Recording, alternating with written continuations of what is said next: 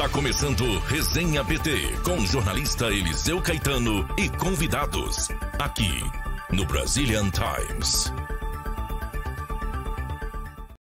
Salve, salve, turma do BT! Muito boa tarde, sejam bem-vindos a mais uma edição inédita do nosso Resenha BT. Você sabe, né? Toda sexta-feira, no horário do almoço, você tem um encontro marcado comigo, Eliseu Caetano, direto de Miami, trazendo sempre aquele bate-papo gostoso aqui nas redes sociais do Brazilian Times. Ou com um brasileiro ou uma brasileira que faz parte da nossa comunidade, mas que tem uma história bacana de vida, uma história de superação, uma história inspiradora para dividir com a gente, ou com pessoas lá do nosso Brasilzão, mas que fazem a diferença aqui, repercutem aqui dentro da nossa comunidade. E hoje, o nosso entrevistado do dia, o nosso resenha da semana, vai ser com o advogado Marco Antônio Costa, que é comentarista do Grupo Jovem Pan. Você que assiste a Jovem Pan News nos Estados Unidos, conhece o Marco Antônio dos telejornais 3 em 1. Ele também faz o Pânico, é o Superman lá do Pânico. Quem não conhece aí o Superman do Pânico?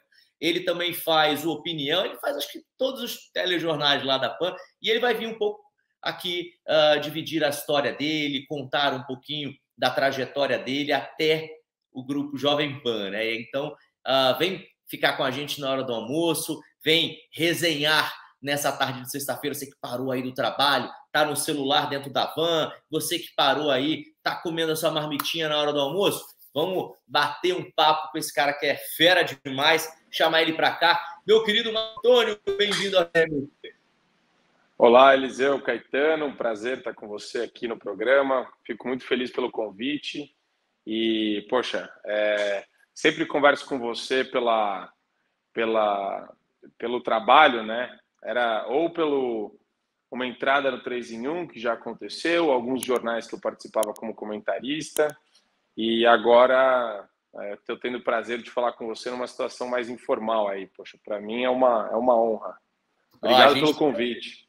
A gente fica feliz a beça da tua participação. A família Brazilian Times, com toda certeza, está orgulhosa de tê-lo aqui no nosso podcast. Agora, o Marco Antônio, antes de mais nada, por que Superman, meu amigo? Que história é essa de Superman? Como é que surgiu esse apelido lá no Pânico, cara?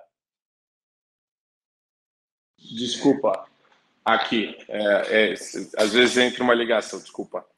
Superman surgiu de quem? Acho que o pessoal da redação começou com essa brincadeira e foi pegando. Em algum momento, acho que o Delária comentou com o Emílio também gostou do apelido e acabou ficando, assim, foi uma coisa que eu estava sem barba na época, né? Sem barba faz um pouco de diferença, porque com barba eu não pareço muito, mas sem barba, com gel, aí dá uma enganada. Aí o pessoal fica tirando onda, que parece com o Superman. Soube que a audiência subiu, que o público feminino do Pânico gostou, hein? Olha, isso eu não vou saber dizer, mas é engraçado, porque todo mundo brinca com isso, mas eu não acho que parece. A minha impressão não é de que parece.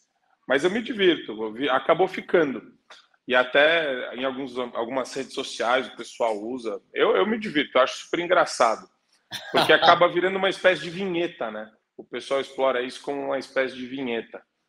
É legal pra caramba, sinal de que você caiu na graça do público e olha, a turma que consome a Jovem Pan é uma turma muito fiel, assim. Então, bacana que você caiu nas graças do público da Jovem Pan. Agora, a mulherada tá se perguntando, Marco Antônio, tu é solteiro, casado, enrolado? Como é que tá a situação aí? Hoje... Tem brasileira aqui nos Estados Unidos que tem green card, rapaz. De repente, vem um casamento aí se tu tiver solteiro. Hoje, tecnicamente, eu tô solteiro, mas eu tô enrolado. Aí porque a gente tô solteiro faz um tempo já, na verdade, né? E sabe quando você tá querendo levar uma vida mais a sério? Então, tô enrolado, mas vamos ver, né? Alô, mulherada, calma, se acalmem. O Marco Antônio tá enrolado, mas já desenrola. E aí, quem sabe você que mora aqui nos Estados Unidos não pode aí, mandar um direct para ele lá no Instagram. Agora, ô Marco Antônio, muita gente não sabe da tua história, né? Tem gente que pensa que você é jornalista, mas na realidade você é advogado. Como é que foi essa tua ida para o direito e, obviamente, posteriormente, a tua ida para a televisão? Como é que se deu esse caminhar? Você já sabia lá atrás, quando você começou a estudar direito, que você um dia migraria para a televisão ou foi uma consequência natural? Não, a minha perspectiva foi de fazer direito porque eu era meio que fascinado pela vida do advogado, né, do causídico, da pessoa que entrava no tribunal para defender os direitos dos seus clientes, para restabelecer a justiça. Eu tinha sempre o afã de trabalhar com isso. Aí, tanto que as minhas matérias, meu TCC foi em constitucional, sobre a natureza jurídica do voto. O meu mestrado foi sobre advocacia solidária. Sempre tive uma visão meio romântica, né, querendo ver como que eu podia contribuir, enfim, uma coisa, eu tinha uma cabeça um pouco mais romântica nesse sentido. E daí meu doutorado já foi sobre ativismo judicial, um pouco mais técnico. Mas, para mim, acho que a grande virada de chave foi no meio do mestrado que eu percebi a vontade que eu tinha de lecionar, a vontade que eu tinha de trabalhar na sala de aula, e muito mais do que o trabalho, o ofício do advogado no dia a dia, o meu prazer era em estudar e trabalhar com os alunos dentro da sala de aula, promovendo debates, promovendo, grupos de estudos a respeito de temas que eu consigo. Era meio que uma busca pela verdade. Eu queria sempre tentar trabalhar compreendendo o que estava acontecendo de fato. E depois isso evoluiu para uma espécie de epifania que eu tive de, poxa, eu preciso trabalhar com comunicação. Eu gosto de comunicação. E na época, inclusive, eu vim visitar a Jovem Pan, faz tempo isso, no programa do Reinaldo Azevedo, quando ele estava com os pingos nos is aqui ainda, era começo do... O programa já estava bombando aqui na Jovem Pan. E o Tutinha até... cruzei com ele no corredor, ele falou, vai, grava um boletim aí, faz um boletim você. E na época eu estava no doutorado, então eu não estava muito focado em tentar mexer com isso. Daí eu resolvi deixar isso de lado. Falei, olha, eu não tenho tempo, eu tenho escritório de advocacia recém-criado, estou com doutorado, eu vou focar na gestão desses dois compromissos que eu tenho, e deixa para o futuro. E passaram-se anos, né? Eu tive a oportunidade de encontrar o diretor de jornalismo da Jovem Pan da época, o Candil. E falando nisso, mandar um abraço aqui para o Humberto Candil, que é um baita de um jornalista, baita de um cara, né? Sim. E ele pegou o meu currículo, isso foi no começo do ano, né? No finalzinho do ano passado, dezembro do ano passado.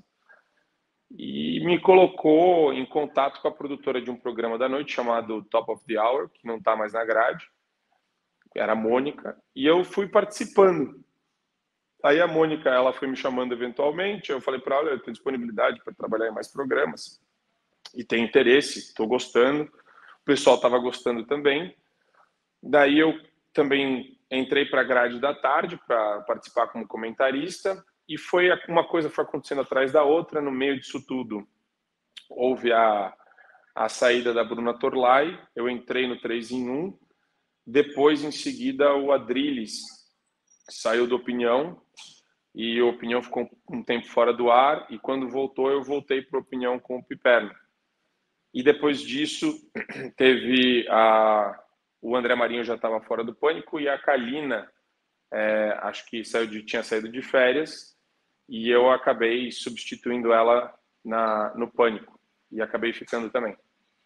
Então, foi um processo... As coisas foram se abrindo, as coisas foram acontecendo. Mas você imaginou que seria tão rápido? Porque, não. Cara, as pessoas gostam de você na PAN, né? Não só os colegas de trabalho, mas a audiência também, né? Dos teus comentários, das tuas pontuações. Você imaginou que seria assim? Não, de jeito nenhum. Eu amo todos aqui na Jovem Pan, eu adoro todo mundo. Eu sempre acompanhava a grade inteira da Jovem Pan. Então, de Jornal da Manhã, Morning Show, eu sempre estava com ela ligada no meu celular, então estava no escritório trabalhando, era Jovem Pan o dia inteiro tocando. Aí depois do Morning Show ia pro Pânico, depois do Pânico você tinha... aí os programas da tarde eu não costumava assistir muito, assisti o Adrilles no Opinião, assistia o 3 em 1, era assim, direto, Pingos nos Is, era programação direta, e eu sempre amava a participação dos comentaristas, sempre ficava refletindo sobre a grade, os comentários, a maneira como as pautas eram feitas, eram estabelecidas. E isso daí foi, assim, foi uma coisa muito... Quando eu entrei, foi uma coisa muito estranha, porque eu sempre via, sempre assistia do lado de fora. E tá dentro, por exemplo, do Pânico, com o Emílio, com o Daniel. Imagina, Daniel... Eu lembro da TV, do Impostor, o Emílio do Pânico na TV também, quer dizer, o Alba, sempre gostei muito do Alba, achava o Alba uma pessoa fenomenal, inteligentíssimo, enfim, todos eles, o Morgado, o Sami, para mim foi uma coisa muito, muito nova, assim, eu meio que não acreditava no que estava acontecendo. E rola, claro, um pouco de nervosismo, acho que todo mundo ficaria nervoso, né? Tudo muito rápido, entrando em vários programas de maneira muito acelerada. Mas eu sempre acho que dá para melhorar o desempenho com relação a tudo, sabe? Então agora eu estou encontrando tempo para criar meu canal no YouTube, estou desenvolvendo isso, estou preparando um curso que eu acho importante sobre temas relevantes, aí, principalmente sobre a manipulação da grande mídia, da imprensa. Opa, então para o teu público, para a turma que gosta dos comentários do Marco Antônio, vem novidades agora ainda em 2022, né? Vem. O curso eu estou preparando para lançar em mais ou menos uns 2 meses. É um curso que eu acho que vai ser relevante, inclusive, para esse período eleitoral. Porque você é jornalista de formação, Eliseu? Eu sou jornalista de formação, mas aí eu tenho um quê de Marco Antônio. Eu fiz faculdade de Direito, fui até o 4º período, tranquei para migrar para a Faculdade de Comunicação Social. Eu sou habilitado em jornalismo e também em publicidade. E aí, anos depois, eu fui para a Fundação Getúlio Vargas fazer Direito para Jornalistas. Que legal. Um livro muito bacana que eles tinham, não sei se tem, eu estou radicado há mais tem quase 10 anos ao todo aqui nos Estados Unidos. Então, tem nos Estados Unidos. Então, porque é uma coisa que a gente pode até conversar depois, né? Trabalhar, mas a luz está muito ruim aqui, hein? Eu tô com uma cara muito feia.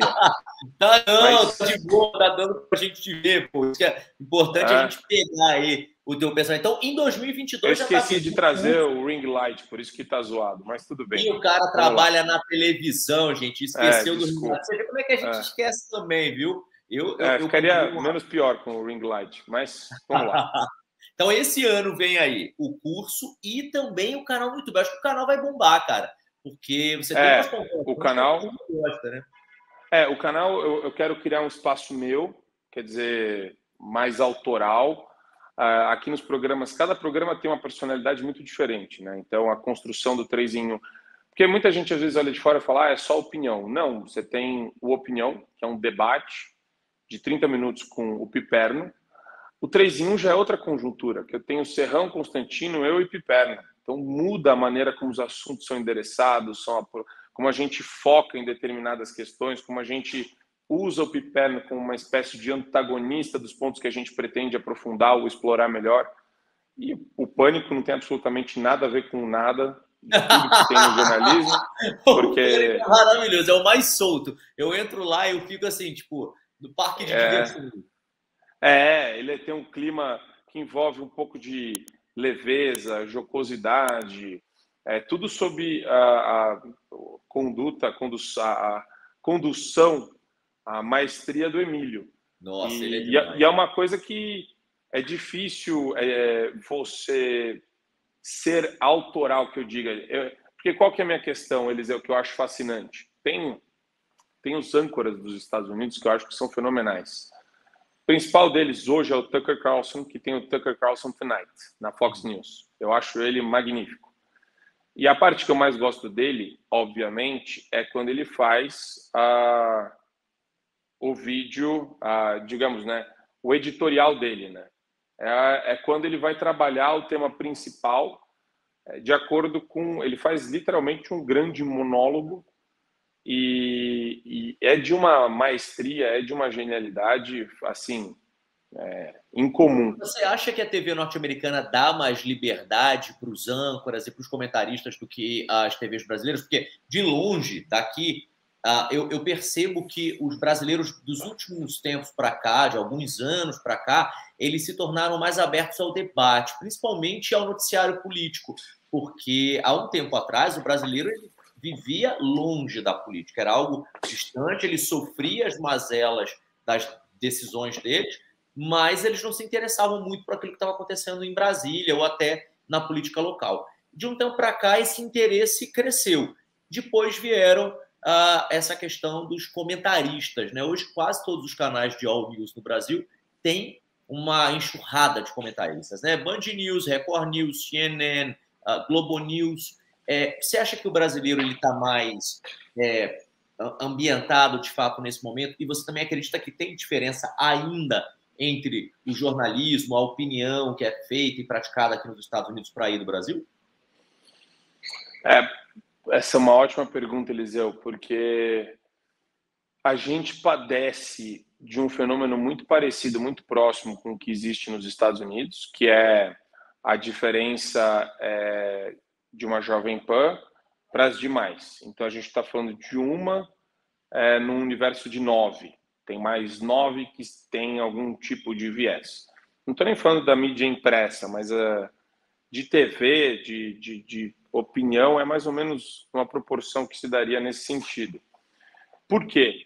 Porque as redações elas têm um viés ideológico voltado mais para a esquerda. Nos Estados Unidos tem um fenômeno interessante que é esses âncoras na Fox, eles foram ganhando força e espaço para se manifestarem de maneira muito, muito dura contra as demais agências de notícias, meios de comunicação, os demais canais, e contra o establishment, contra deputados, senadores que eles discordem. Pode ser republicano ou democrata, tá? O Tucker Carlson bate muito em alguns senadores e deputados republicanos também. É importante pontuar isso. Então, eles gozam de uma liberdade que eu acho muito legal. Aqui eu não vejo muito isso, essa liberdade para bater. O único lugar que eu vejo é a Jovem Pan. A Jovem Pan ela dá essa abertura, ela abre esse flanco interessante para a gente explorar. Mas a gente ainda está encaminhando para algo parecido com a Fox News. É que a Fox tem uma estrutura gigantesca, é avassaladora a estrutura da Fox News.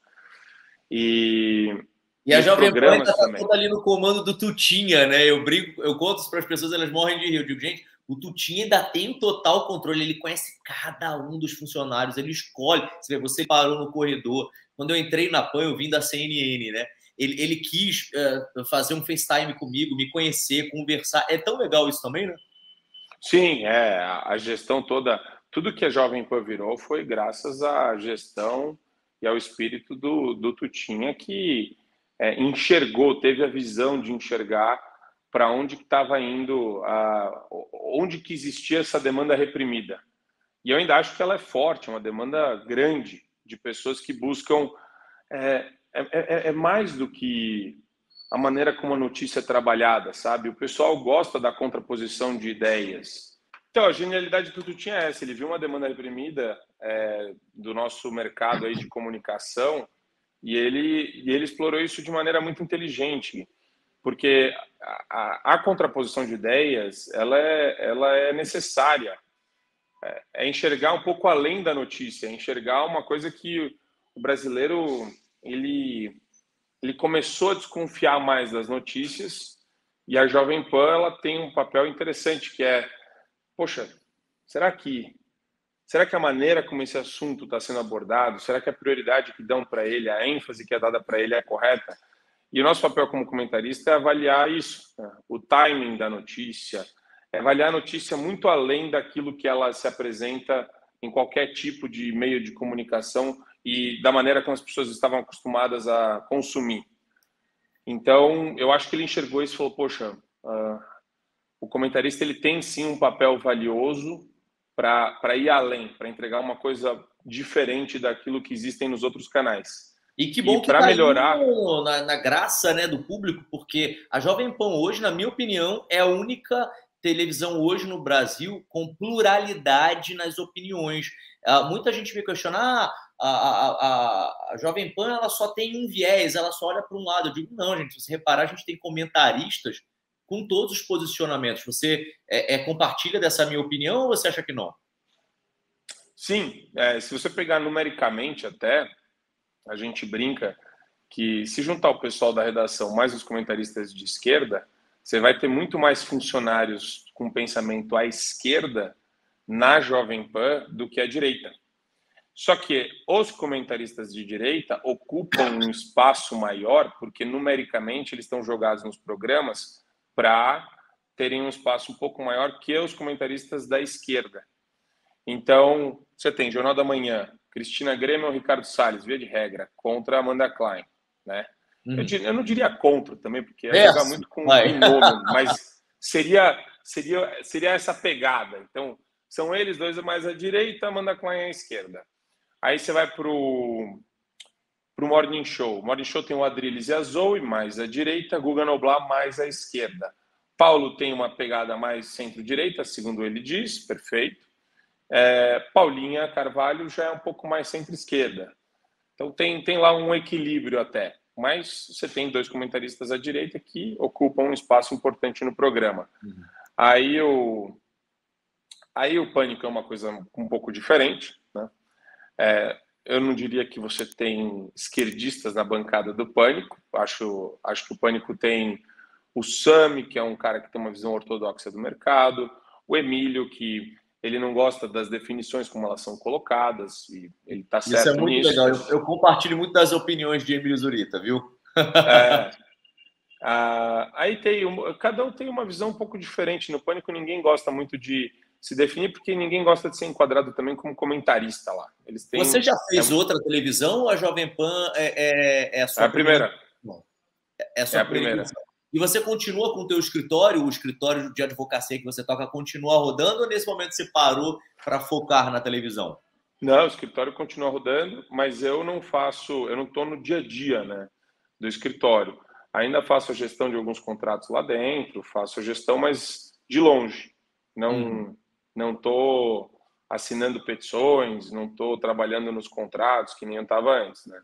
Vou fazer algumas perguntas agora capciosas para você. Claro. Quem é o cara que você mais gosta dentro da Jovem Pan? Pode ser comentarista, pode ser apresentador. E quem é o que você menos gosta? Que você fala, olha, trabalhar com esse sujeito ou ela, sei lá, é duro, é pesado, é carne de pescoço. Putz, é difícil o que eu mais gosto, viu? Mas se fosse para escolher alguém... é que eu gosto de toda a bancada do Pânico. Acho que o pessoal me acolheu como uma espécie de família, entendeu? Então foi uma coisa muito natural, muito boa. E que eu menos gosto, aí vai entrar no binômio de eu adoro debater com o Piperno, mas às vezes você está no calor do debate e fala, meu Deus, eu não acredito que eu estou ouvindo isso. Mas não quer dizer que eu não goste, porque eu gosto tanto do debate que para mim fica uma coisa, acaba ficando divertido. É igual o Constantino, ele teve aqui no resenha e ele falou, Piperno é seus pipernices. Então, quer dizer, e outra, eu vou falar uma coisa, o papel dele é fundamental, quer dizer, ele consegue não pegar pilha dos comentários que a gente faz, e acho que em contrapartida a gente também não pega pilha, porque sempre dá uma escorregadinha, vai um pouco para o pessoal, vai um pouco para o que ele acha que é pessoal, para o que eu posso achar que é pessoal. Então, às vezes você está num dia um pouco mais impaciente, você pode dar uma escorregada e falar, poxa vida, sabe? Ele exagerou na dose para tentar ganhar no debate, na argumentação. Mas eu tenho certeza que isso acontece um pouco do meu lado, isso acontece um pouco do lado dele, é uma coisa normal.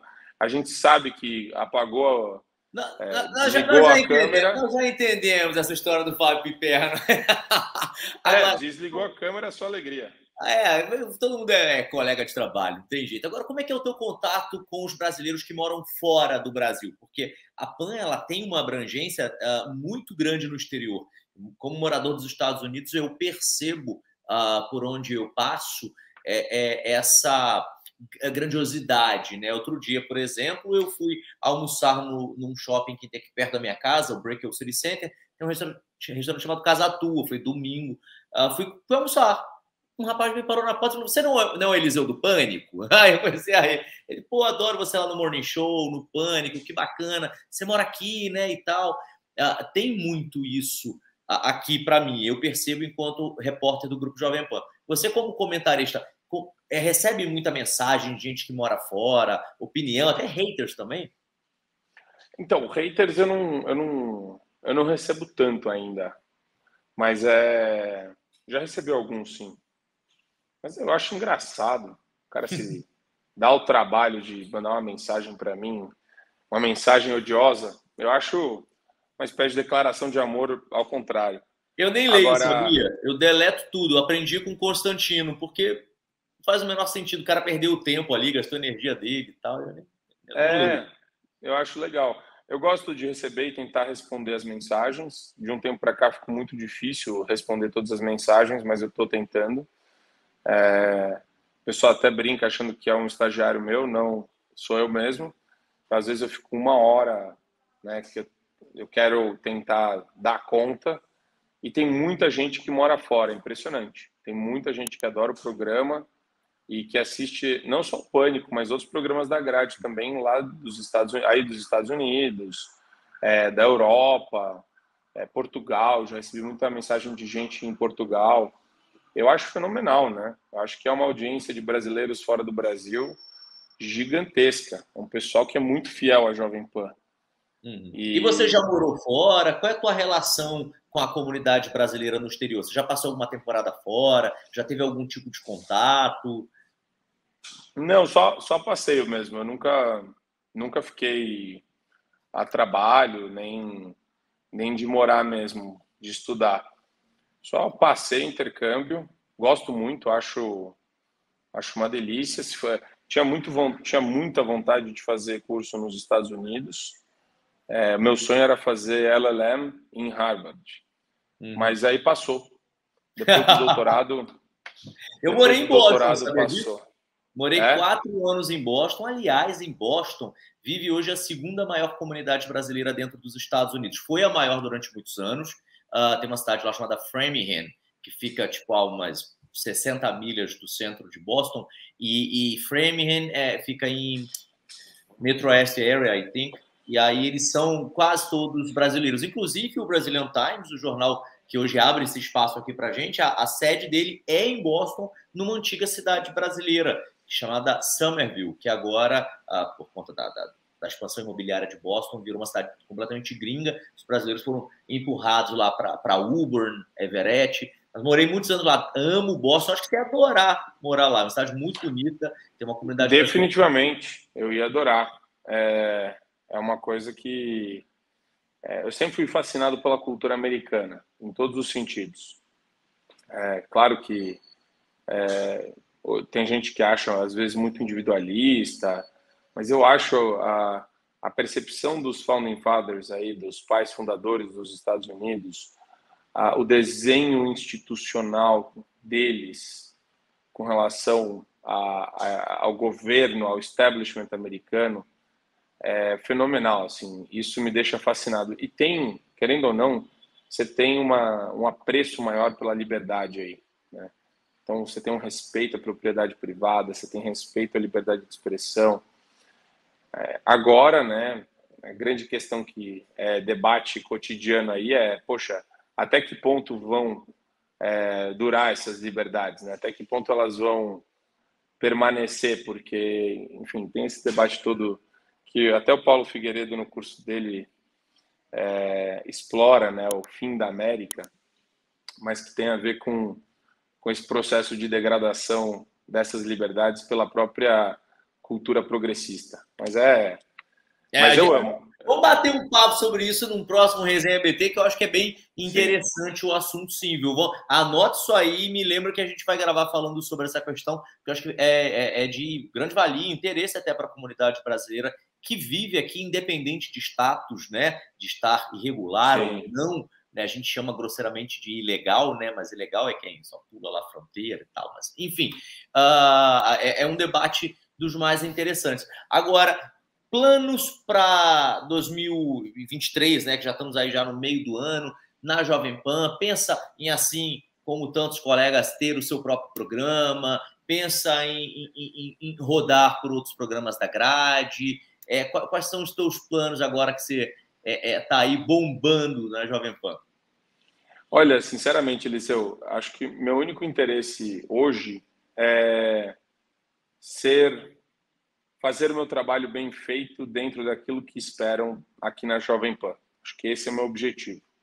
Então, eu quero melhorar sempre a qualidade dos comentários, a profundidade das reflexões, a abrangência dessa minha participação e, se me acharem útil em determinados lugares e quiserem trabalhar com essa perspectiva, eu quero que contem comigo. Acho que eu estou numa pegada muito prática nesse sentido, sabe?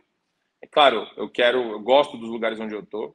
Participo também de um podcast chamado Mais Um Podcast, onde eu estou com o Alba, o Delari e o Eric. O Eric conduz junto com o Alba e o Delari. Eu fui chamado para participar e estou adorando, estou amando. Assim, um clima legal. muito leve. 2 vezes o Mais Um. Eu gosto muito desse podcast, é muito bom. Então, assim, eu tento me divertir muito com o trabalho que eu tenho feito aqui, porque eu acho que é importante quebrar um pouco daquela seriedade, né, o cara sempre vai falar de política de maneira sisuda, brava, meio que séria demais. Eu acho que esse excesso de seriedade cansa muito rápido. E assusta, muita ironia, né? Assusta para longe, assusta. Né? Muita ironia também, acho que a pessoa enjoa. Então, eu tento achar uma espécie de equilíbrio. E é um desafio constante, sabe? Não ficar muito pro lado da ironia, bater de maneira sarcástica. É uma dosezinha de ironia, uma pitada de sarcasmo, quando é o caso. E às vezes a gente faz lá umas reflexões que são mais sérias, mais ponderadas, assim. Aí tem que usar um jargão mais técnico. Mas o importante é que eu consiga me conectar com as pessoas, que elas consigam entender aquilo que eu quero expressar. Eu acho que eu sou muito fascinado pela comunicação. Acho que eu tenho... Talvez a Jovem Pan me ajudou a descobrir isso ainda mais dentro de mim, sabe? Eu quero sempre me fazer bem compreendido. E se não entenderam o que eu falei, é culpa exclusivamente minha. Eu errei. E se eu tenho que explicar, não, mas o que eu quis dizer foi isso, eu estou errando. Eu tenho que ser... É um desafio, né? Ideias complexas, às vezes, de maneira objetiva. Ou raciocínios estruturados de maneira muito taxativa. Então, é algo que eu gosto, é um desafio que eu gosto de enfrentar. Eu gosto do Jovem Pan por causa disso, que ele te permite ser ágil nessa questão da estruturação do pensamento, de como você vai expor isso sem essa necessidade da repetição. E a Jovem Pan, ela te abre esse espaço, né? A programação é all news, praticamente, né? Você quase não tem nada gravado. É isso aí, é ao vivo.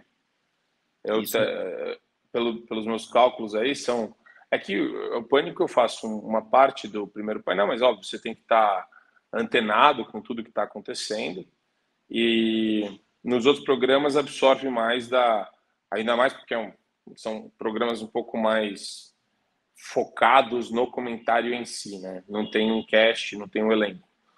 Mas são 3h30 ao vivo, todos os dias. E quando tem mais um podcast, são 4h30, quase ao vivo, né? E depois dizem que nós que trabalhamos com televisão não trabalhamos na realidade, que vivemos uma vida glamourosa. É tudo mentira. Eu acordo 5 da manhã, gravo até 9 da noite diariamente, de segunda a sexta. Tem alguns gaps, óbvio, durante o dia, né, para almoçar e tal. Vou na academia, faço meu treino, mas, rapaz, é batidão mesmo. Agora, Drena, é exaustiva.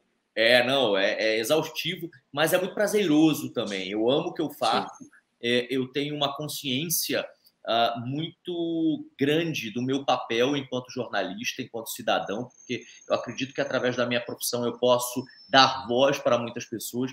Eu me tornei jornalista exatamente por causa disso. Eu venho de uma família muito simples, da Baixada Fluminense, e para quem conhece a minha história, sabe que eu tive que trabalhar para pagar a escola, trabalhar para pagar a faculdade.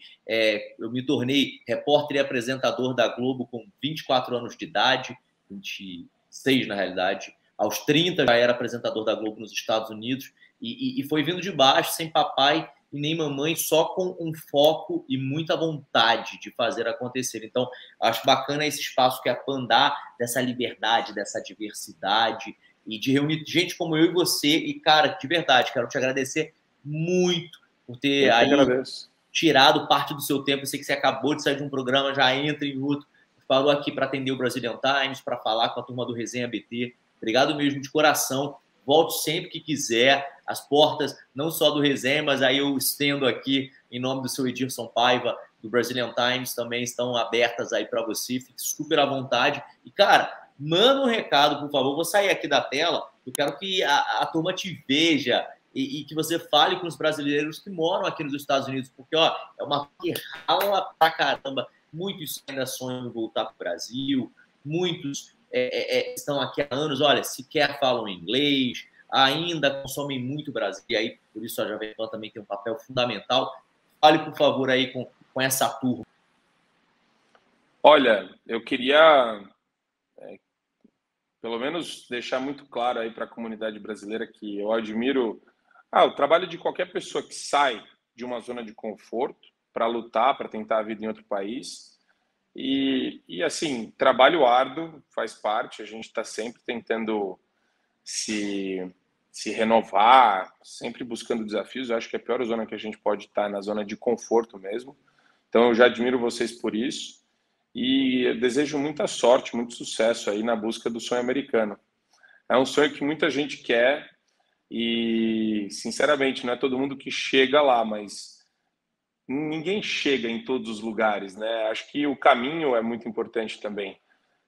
Você pode não chegar naquele patamar de riqueza que você quer ou de status, mas o que importa é o caminho. Acho que se vocês lutarem bem e conseguirem o espaço de vocês aí nos Estados Unidos, vocês já conquistaram uma coisa muito valiosa.